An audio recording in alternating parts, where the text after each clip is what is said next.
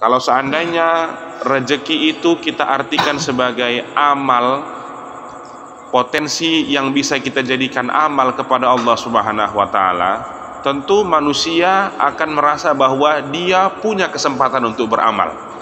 Kalau seandainya kita menganggap bahwa rezeki itu adalah harta, maka kita akan mengatakan Nabi Muhammad itu tidak punya rezeki, karena seringkali Rasulullah itu tidak punya harta. Suatu hari Rasulullah dalam keadaan lapar betul. Berhenti Rasulullah itu memasak di rumahnya. Bahkan Aisyah radhiyallahu anha pernah mengatakan rumahnya Rasulullah itu pernah 3 bulan nggak ada api. Nggak ada api maksudnya nggak masak. Coba kita bayangkan 3 bulan nggak masak. Lalu apa yang dilakukan? Minum air, makan kurma. Minum air, makan kurma. Minum air, makan kurma. Bukan macam kita, Pak. Minum air, makan kurmanya setiap 3 kali sehari mungkin enggak. Subuh minum air, nanti berbuka makan kurma saja. Selama 3 bulan berturut-turut nggak pernah makan. Suatu hari ada sahabat yang menghidangkan makanan, maka Rasulullah pun makan. Baru beberapa suap Rasulullah SAW menangis. Rasulullah SAW menangis, lalu Rasulullah menyuruh bahwa antarkanlah kepada Fatimah, bahwa dia pun sudah 3 hari tidak makan, kata Rasulullah. Maka kalau seandainya ada orang menyangka bahwa yang dikatakan rezeki itu adalah harta berupa makanan, maka orang akan merasa bahwa orang akan menyangka bahwa pelit betul lah Tuhan ini, padahal kepada yang disayanginya bisa-bisanya 3 bulan tidak ada makanan dimasak. Kalau begitu pasti salah anggapan manusia menyangka bahwa rezeki itu berupa harta. Pasti salah. Karena ada orang menyangka demikian. Kalau seandainya kita katakan, kita tukar, kalau begitu rezeki itu apa? Rezeki itu sehat, kesehatan.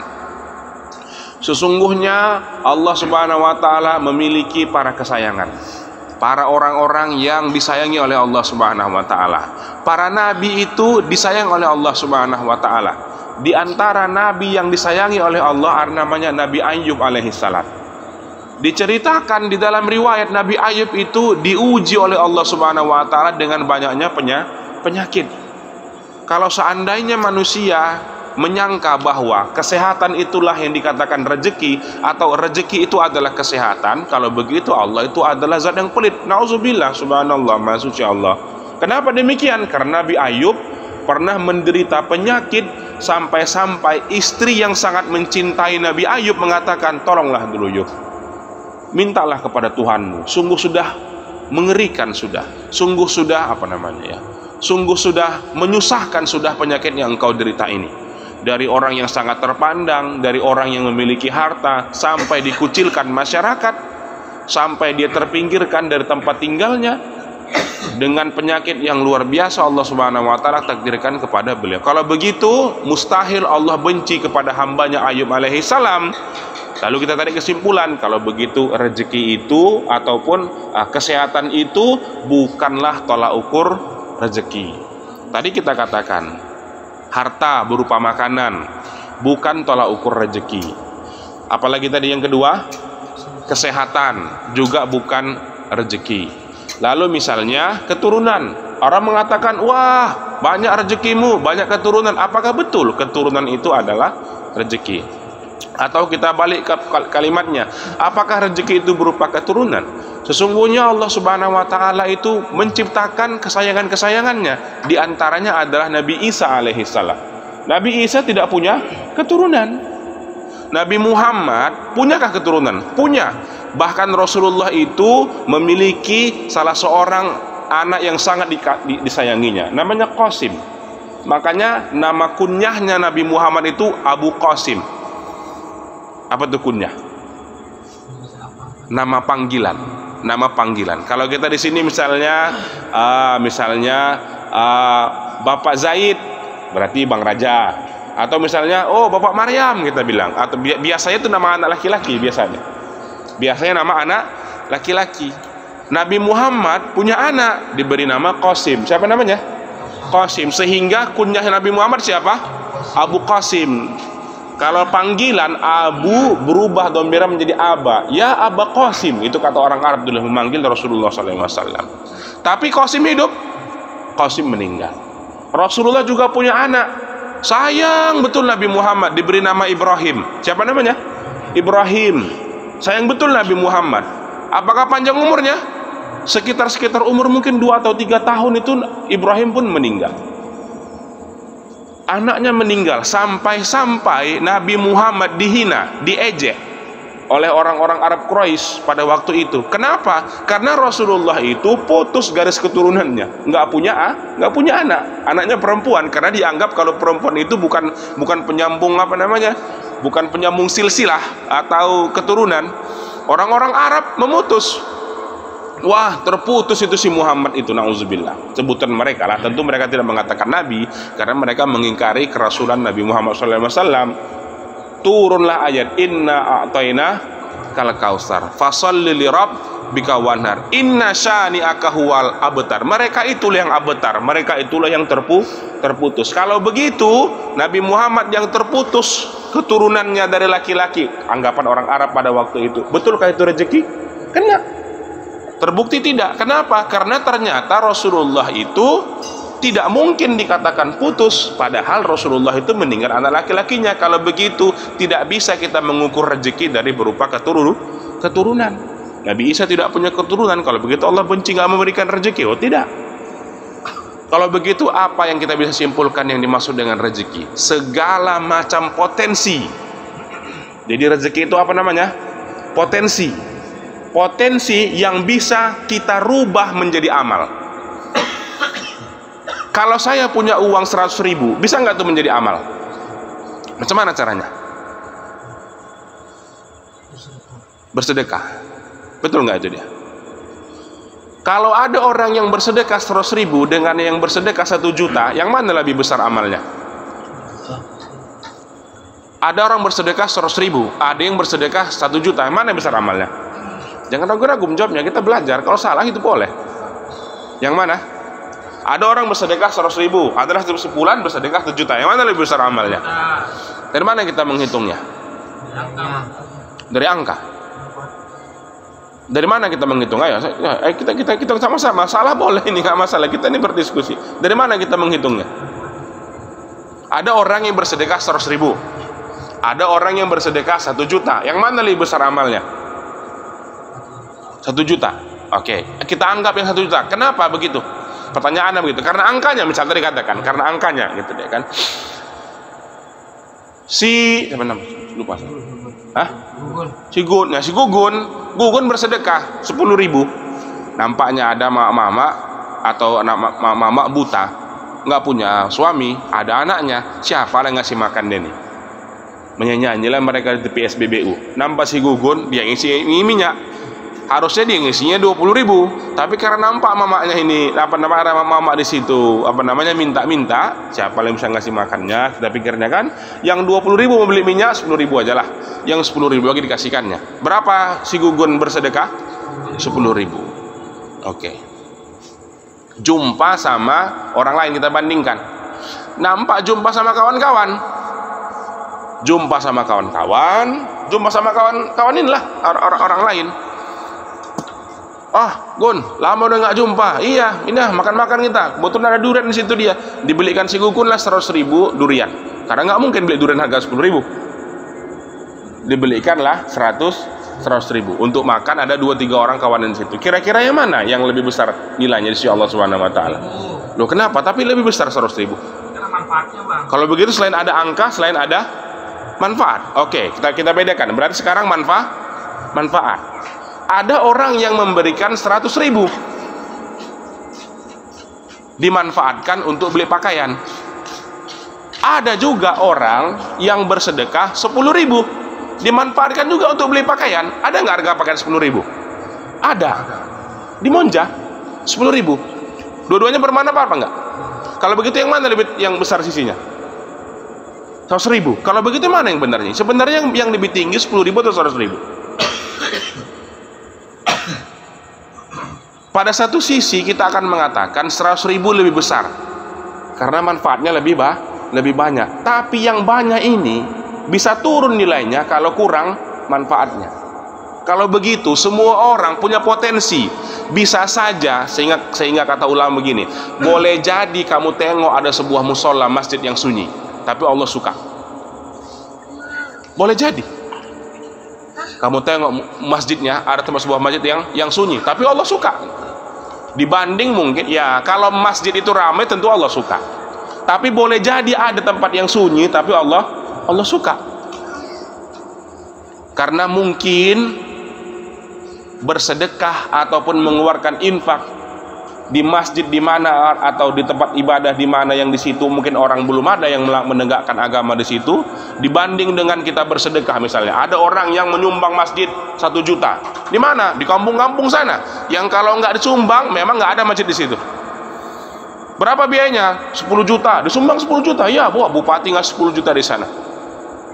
Tapi ada orang yang menyumbang 300 juta atau mungkin 400 juta. Di mana? Di masjid besar sana. 300 atau 400 juta dibuat apa lah kira-kira itu dia? Buat menara lah Pak. Kalau buat menara, ada pun menaranya nggak menambah jemaah, nggak ada pun menaranya, nggak ada masalah. Kira-kira 300 juta dengan 10 juta tadi mana yang lebih besar kira-kira? Jadi nggak bisa kita menentukan angka yang menjadi, nggak bisa juga kita menentukan manfaatnya. Lalu mana potensi siapa yang melakukannya? Sehingga boleh jadi ada orang miskin lebih banyak amal dia daripada orang kaya itu. Kenapa? Karena yang paling penting adalah potensi, bukan angkanya. Karena kalau berdasarkan angka, nanti yang paling besar potensi masuk surganya Bill Gates sama Elon Musk. Karena mereka saat ini tercatat sebagai orang paling kaya di dunia. Kita akan mengatakan Bill Gates lah orang yang paling berpotensi masuk surga karena harta dia yang paling banyak. Dan sedekah siapa yang paling banyak sekarang di muka bumi ini? Ya Bill Gates lah, filantropis. Dia membuat yayasan. Baru-baru ini dia membuat penelitian, ngasihkan uang berapa ke Jogja itu untuk mengembangkan nyamuk yang ada bakterinya itu, yang kalau seandainya dia menyebarkan ke nyamuk yang lain itu di akhirnya nggak punya lagi kemampuan untuk supaya buat DBD itu. Nah itu dia, nyamuk Wolbachia atau nyamuk apa namanya itu. Padahal dia tinggal di Amerika sana, tapi dia datang ke Jogja untuk melepaskan itu supaya orang nggak tercemar DBD itu dia, karena berbahaya. Bayangkan, itu amal ibadah apa tidak?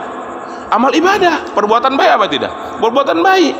Tapi potensi itu tak berhasil dilakukan oleh Bill Gates untuk berubah menjadi amal, karena syarat amal itu harus beriman. Kalau begitu bisa jadi si Gugun yang bersedekah 10.000 kepada mama-mama di SPBU menjadi lebih tinggi nilainya dibandingkan dengan Bill Gates yang bersedekah yang manfaatnya padahal lebih banyak. Mana lebih banyak? Manfaat Bill Gates yang ngasih duit untuk penelitian nyamuk itu atau 10.000-nya Gugun? Bill Gates lebih banyak manfaatnya.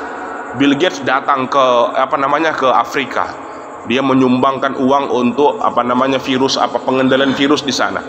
Ebola misalnya atau apalah nama virus-virus yang terakhir sekarang ini gitu. Mana lebih banyak manfaatnya?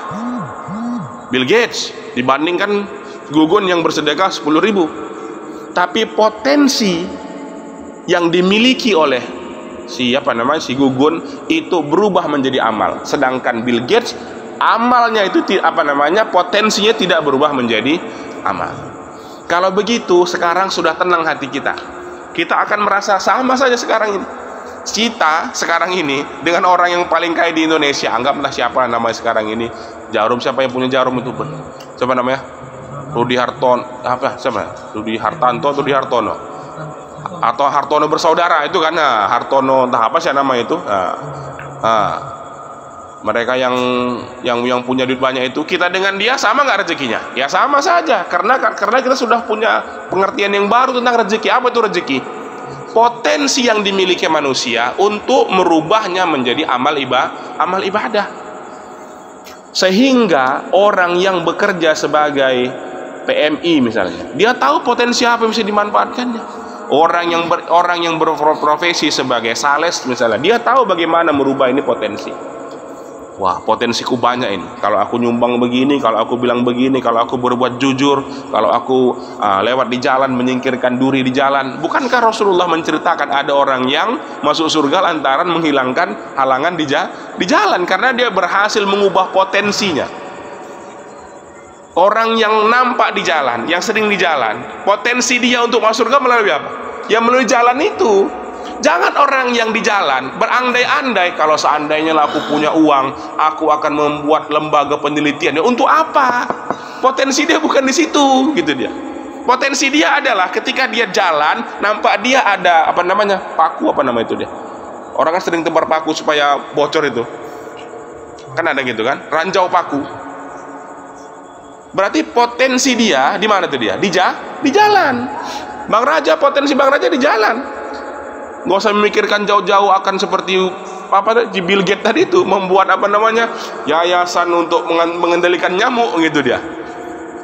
Potensi Bang Patur perbankan, bagaimana cara supaya orang-orang dapat manfaat dari dunia perbankan ini. Potensi surganya Bang Badawi itu dia pengurusan pajak atau pengurusan apa namanya plat BPKB dan segala macam. Disitulah potensinya. Jangan berandai-andai kalau seandainya aku jadi kades, untuk apa? Karena kita sudah tahu bahwa rezeki itu apa? Potensi untuk mengubah apa yang ada di sekeliling kita berubah menjadi amal ibadah. Kalau kerjaan kita sebagai sales, potensi kita sales apa yang mau kita jadikan dari situ? Misalnya jujur, amanah, membantu orang. Oh, kita sebagai front desk-nya di bank misalnya, bagaimana caranya? Suka membantu. Kalau ada orang kesusahan, ya kita. Kalau kita satpam misalnya, wah senang membantu. Kalau misalnya Bang Deddy apa di kantor misalnya, apa ya? Potensi apa yang bisa kujadikan supaya orang mendapatkan manfaat? Sehingga semua orang merasa tenang. Pada suatu hari ada sekumpulan orang miskin yang tinggal di musola Nabi Muhammad. Mereka tinggal di situ. Kadang-kadang orang datang ngasih makanan, makan orang itu. Nanti 2-3 hari mereka tuh makan minum air aja. Kenapa? Nggak ada yang ngasih makanan, lapar situ dia. Pas besok hari, tapi mereka walaupun miskin, mereka rajin ibadah. Namanya sholat itu nggak pakai modal. Ya, jangan dibayangkan sholat macam sekarang ini kita pakai lobe, pakai jubah dan segala macam. Mereka itu saking kan miskinnya itu di badan itu hanya ada satu kain saja, satu kain. Mereka punya satu kalau mau sholat macam mana? Itu kainnya, sarungnya diikatkan di leher. Diikatkan di leher. Mungkin mereka tuh orang Arab pada waktu itu nggak tahu macam model kain macam kita ini sekarang ini bisa digulung gitu deh kan. Kalau orang Arab itu diikat di leher. Zaman dahulu, zaman sekarang kan mereka sudah punya jubah gitu dia. Di masa Rasulullah pun ada jubah, tapi kan ada orang-orang miskinnya yang nggak punya, ya punya kain aja lihat leher. Mereka pun sholat gitu dia. Kadang-kadang mereka tuh tidur, ya macam ya orang biasa, namanya tidur kadang-kadang tersingkap. Rasulullah pun memberikan nasihat kepada mereka. Mereka orang susah, mereka rajin ibadah. Tiba-tiba nampak mereka lah pas besok harinya orang-orang kaya itu.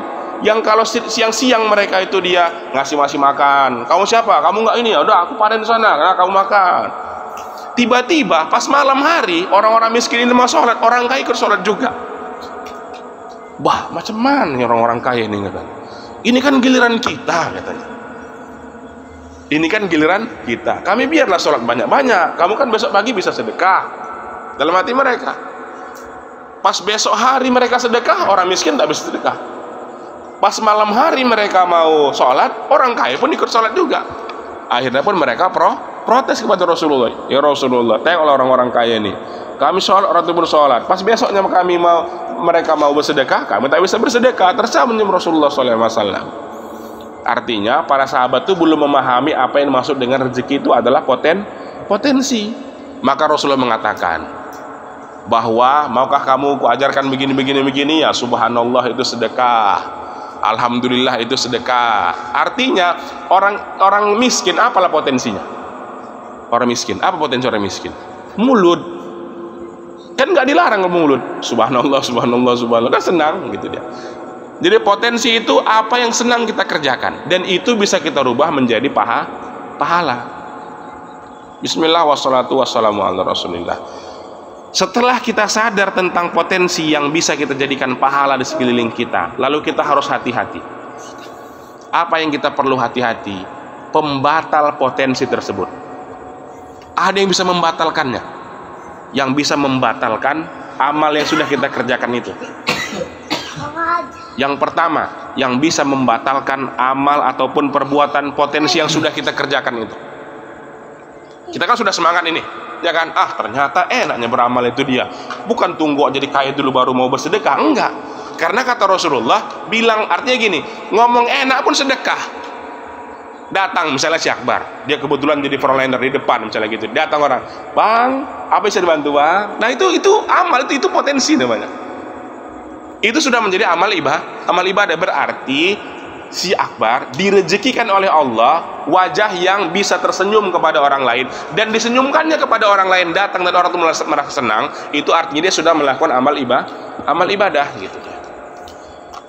Karena kita sudah merasa tenang sekarang ini, kalau begitu aku besok akan berbuat ini, aku berbuat ini. Lalu kita khawatir.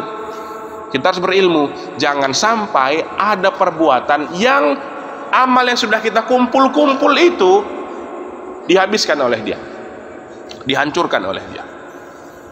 Yang pertama,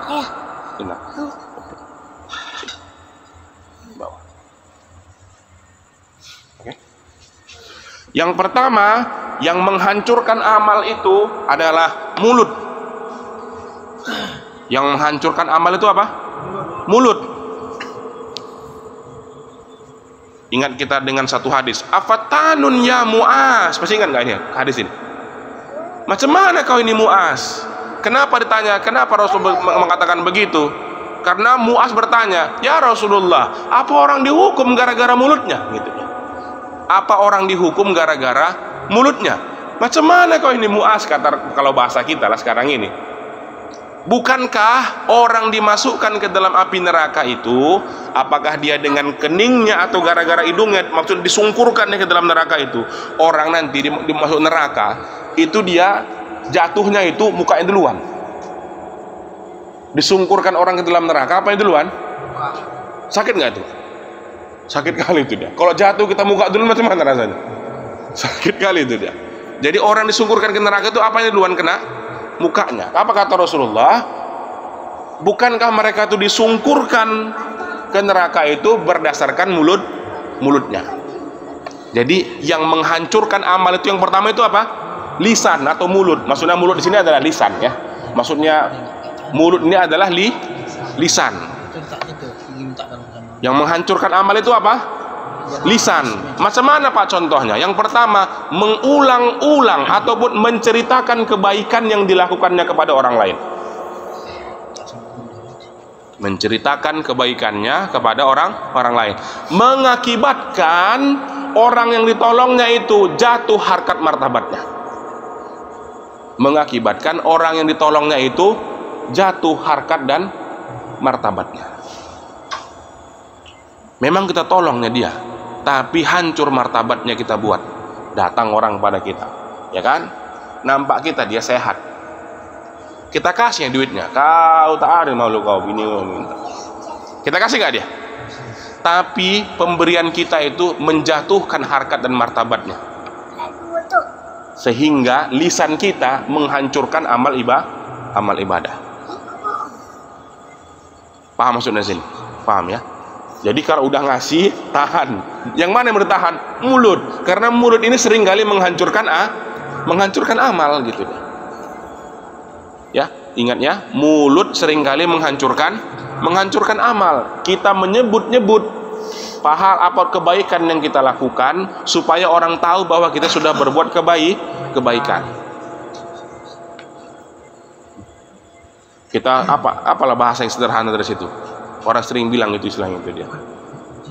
Ya upat puji, ya kan? Apa namanya, menceritakanlah apa yang dulu sudah dilakukannya sehingga orang itu jatuh harkat dan martabatnya lantaran dia diceritakan apa namanya kepada orang lain. Termasuklah itu dia memberi sambil menyakiti hati orang lain.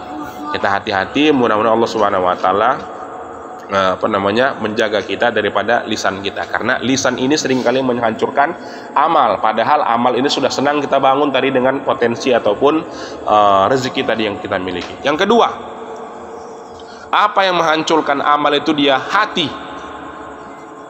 Ya, yang menghancurkan amal itu adalah hati. Apa yang dimaksud dengan hati? Yang dimaksud dengan hati adalah dengki. Dengki atau iri. Sesungguhnya dengki atau iri itu menghancurkan amal sebagaimana api menghancurkan kayu bakar. Iri ataupun dengki itu menghancurkan amal ibadah sebagaimana api menghancurkan kayu bakar. Api kalau menghancurkan kayu bakar jadi apa dia? Debu. Debu nggak ada manfaatnya lagi, hilang. Begitulah perasaan dengki itu bisa menghancurkan amal ibadah.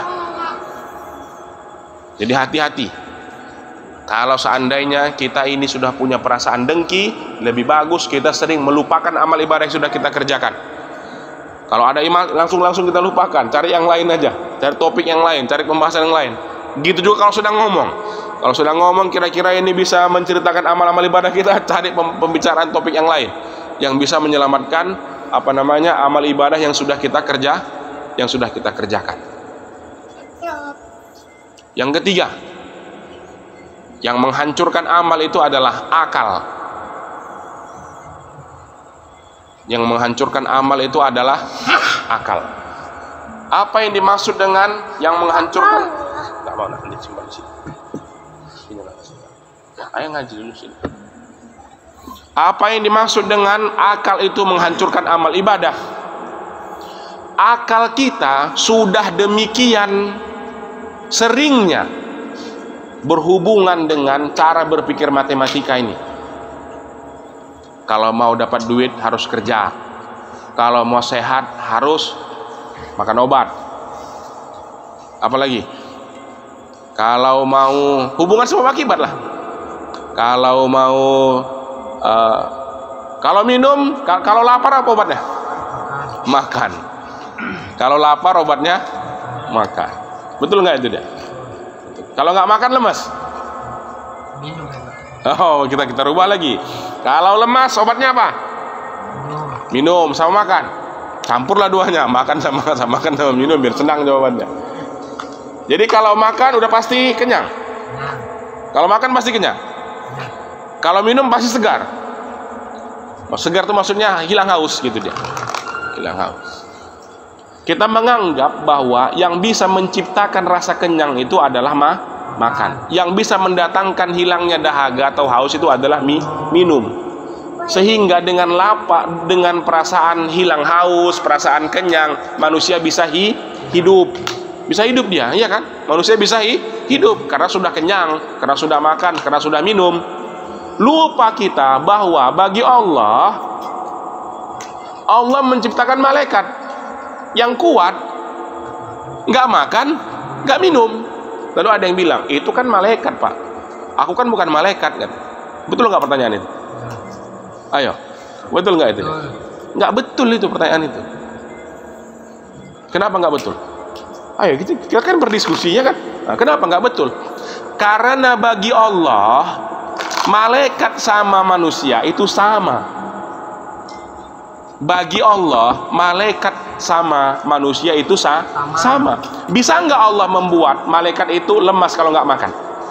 Bisa. Bisa nggak Allah membuat manusia itu nggak lemas walaupun nggak makan? Bisa. Kalau begitu di sisi Allah nggak ada hubungannya itu dia makan sama lemas, nggak ada hubungannya.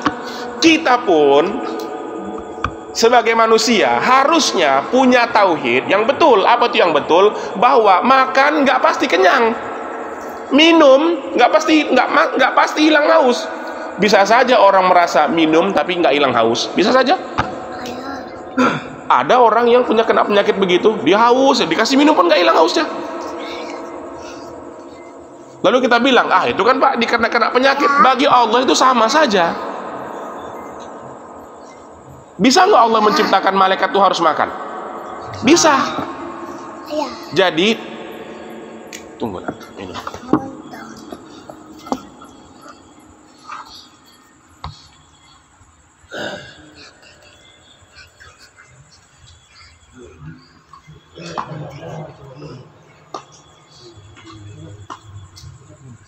nggak ada jaringannya. Ya, nggak bisa. Nggak bisa. Oke, ayo ngaji dulu. Ya. Kita lanjut. Bismillah wassalatu wassalamu ala rasulillah. Bagi Allah, Allah bisa saja menciptakan, dan Allah memang mampu melakukan. Malaikat itu harus makan baru bisa bergerak. Malaikat itu harus minum baru bisa bekerja. Lalu Allah juga bisa menciptakan manusia ini nggak perlu makan, dia kuat terus. Bisa saja Allah menciptakan yang demikian. Tapi di sisi Allah, Allah menetapkan. Kalau begitu, yang benar ini ketetapan Allah atau bukan ketetapan Allah? Ketetapan Allah. Kalau begitu, yang membuat kita ini bisa kenyang itu apa? Makan atau ketetapan Allah? Ketetapan Allah. Itu yang harus kita pegang, gitu dia. Cuma karena setiap hari kita dibodohi sama akal kita. Jadi akal kita yang bodohi kita ini sekarang ini. Akal kita nggak sampai untuk menyangka bahwa yang menciptakan kenyang itu bukan makan. Yang menciptakan kenyang siapa? Ketetapan Allah. Yang bisa menciptakan itu siapa? Ketetapan. Kita bilang ini, yang namanya minum harus hilang haus, betul nggak itu? Ternyata ketika orang terdampar di tengah laut, lalu dia merasa haus, boleh nggak dia minum air laut? Nggak. Kenapa? Makin haus. Orang terdampar tengah laut, dia haus apa enggak? Haus. Boleh nggak dia minum air laut? Nggak boleh. Dia akan merasa lebih Kenapa? Air laut mengandung garam. Garam dalam tubuh akan meningkatkan kekurangan air, dehidrasi. Maka dia akan merespon lebih haus. Ternyata terbukti air tidak bisa menghilangkan haus. Pada siapa? Orang yang sedang terdampar di tengah laut. Jadi ketetapan Allah yang bisa menghilangkan haus itu, bukan kita yang bukan air minum yang menghilangkan haus. Tapi akal kita sudah terbiasa begitu dia. Kalau peningnya paramek lah, betul nggak ini? Nggak, aku nggak paramek pak, aku bodrek misalnya gitu. Samanya tuh gitu dia. Wah, kalau nggak jumpa sama dokter itu katanya, udah lewat dia tuh, udah selesai itu dia. Untung ada dokter itu, kalau enggak, udah lama mati itu dia. Ada nggak orang bilang begitu? Banyak orang bilang begitu, ya kan? Lupa dia bahwa yang menyelamatkan itu adalah ketetapan Allah. Apa yang membuat dia tersesat? Akal tadi, pikiran tadi itu ya. Jadi akal yang tidak diluruskan, dia menghancurkan amal. Mulut yang tidak diluruskan, dia menghancurkan amal. Hati yang tidak diluruskan, dia menghancurkan amal. Ada 3 penghancur amal. 1, lisan. Yang kedua, hati. Yang ketiga, akal. Jadi 3 ini bisa menghancurkan amal. Kalau begitu, bagaimana kita menyelamatkan amal? Bagaimana cara kita menyelamatkan amal? Agamalah yang menyelamatkan amal. Agama. Apa kata agama terhadap mulut? Kul khair aw liyasmut. Omongkan yang baik, kalau enggak diam. Itu agama yang bilang gitu dia. Hati. Apa kata hati? Tazkiyatun qalb. Bersihkan hatimu. Jangan langsung dengki atau jangan langsung iri kalau seandainya orang mendapatkan rezeki. Luaskan hatimu. Itu agama yang nyuruh. Lalu akal. Taklukkanlah akalmu dengan syariat. Taklukkan akalmu dengan syariat. Kalau kata agama begitu, akalmu ikut. Jangan besar-besarkan akalmu gitu ya. Karena kalau mau diikuti akal, dibilang akal ini bahwa manusia itu dulunya adalah monyet. Akal yang ngomong itu akal yang ngomong itu dia. Yang mengajari Darwin bahwa dia menyangka bahwa manusia ini dulunya adalah monyet, apanya itu dia? Apa perasaannya? Enggak. Apa mulutnya? Enggak. Apanya? Akalnya yang dipakai. Tapi akalnya tersesat. Bagaimana supaya akal tak sesat? Bagaimana supaya mulut tak sesat? Bagaimana supaya hati tak sesat? Agama. Macam mana itu agama? Namanya ahwal. Apa itu ahwal? Mengikuti. mengikuti. Ada 3 macam mana cara kita pakai agama. Saya ulang sekali lagi nih. Kita punya amal. Dari mana kita dapatkan amal? Dari potensi. Bahasa lain potensi apa? Ayo kita ulang, konsentrasi ya bang sekalian. Bismillah wassalatu wassalamu ala rasulillah. Angkat tangan dulu bang. Bismillahirrahmanirrahim. Ikuti. Ya Allah, ya Allah, rezekikanlah kepada kami ilmu, rezekikanlah kepada kami kepahaman, jadikanlah dia amal soleh untuk kami ya Allah, ridhoilah kami ya Allah, amin ya rabbal alamin. Kita ulangi lagi. Kita punya potensi. Dalam bahasa lain potensi kita sebut dengan rezeki.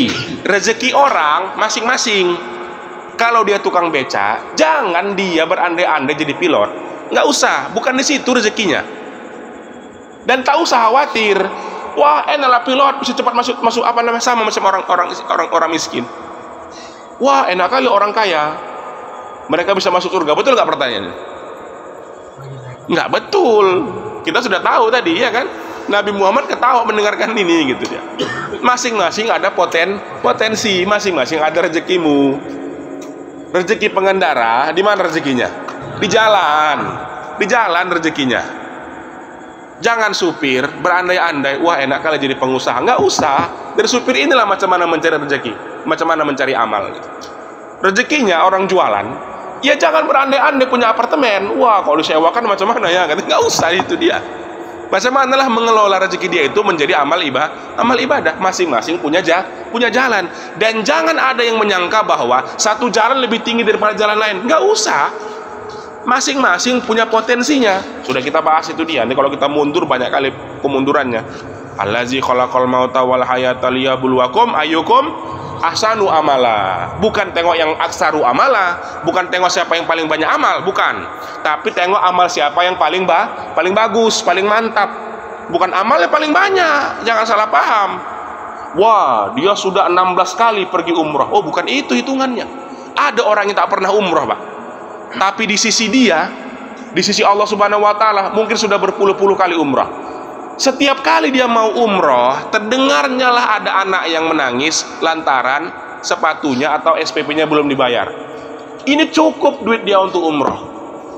Tapi nampaknya anak sebelah itu yang pakai kaos kaki atau pakai sepatu yang udah bolong, diambilkannya lah tabungan umrohnya itu, dibelikannya sepatu dikasih sama tetangganya.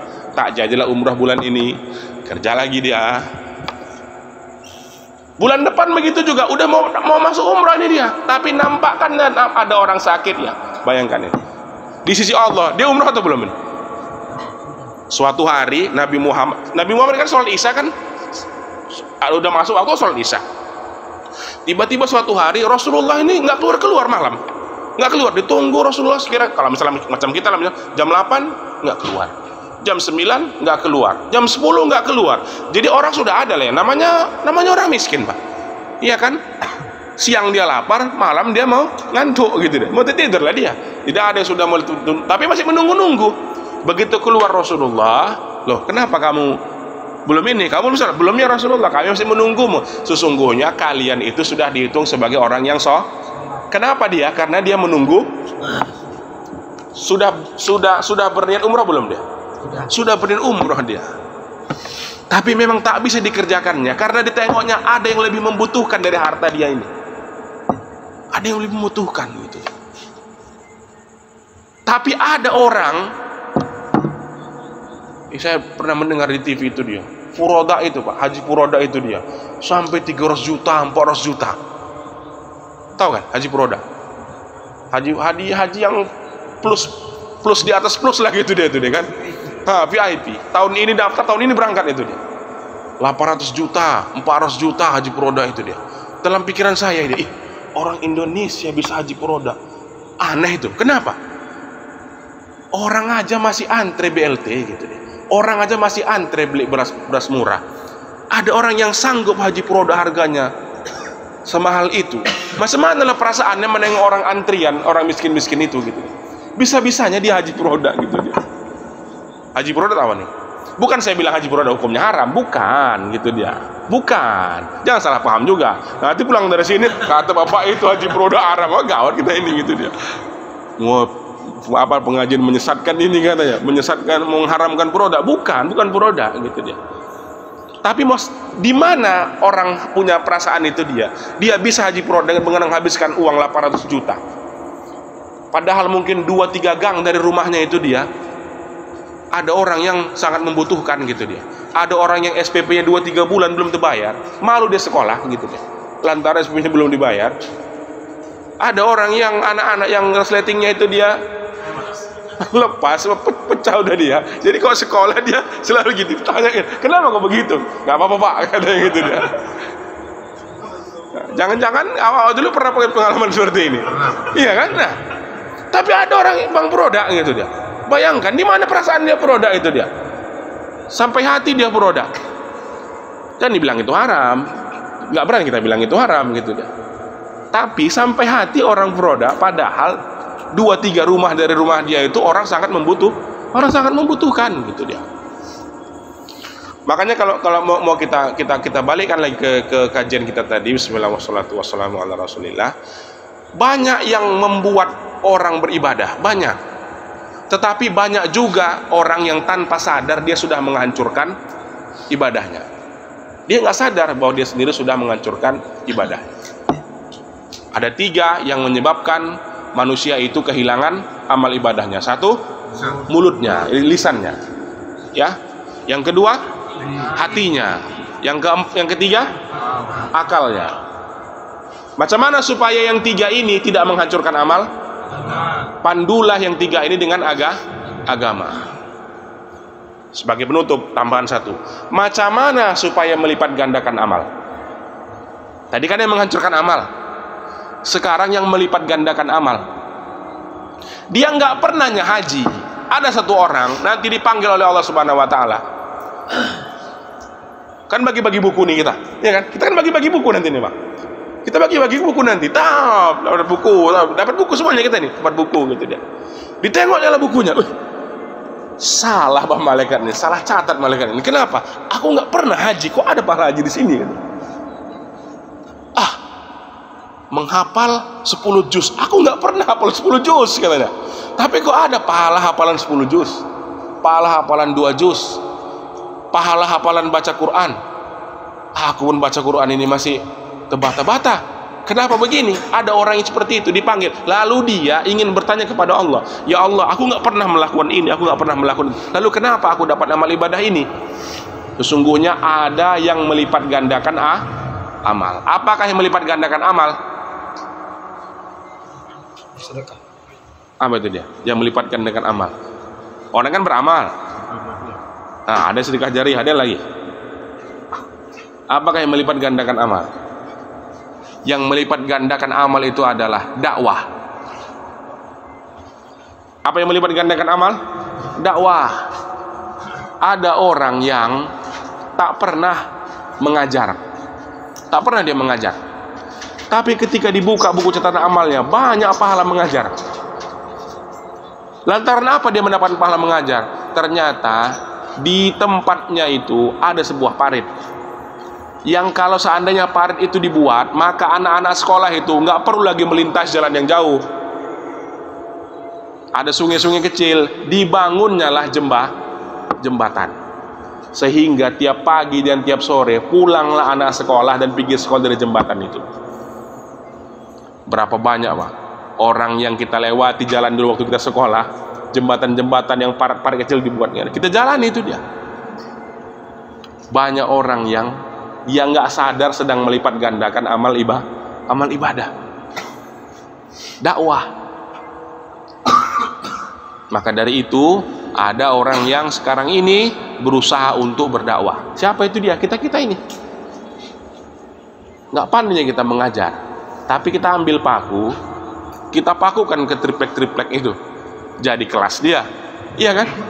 Nggak pandainya kita mengajar, nggak taunya kita macam mana mengajar Al-Quran, tapi kita ambil kuas, kita catkan, jadi juga ruangan dia gitu deh.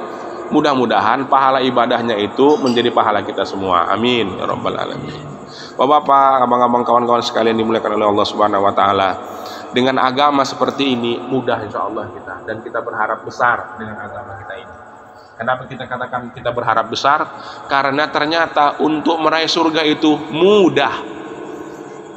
Untuk meraih surga itu mudah dan murah biayanya, nggak mahal. Justru sekarang apa yang mahal?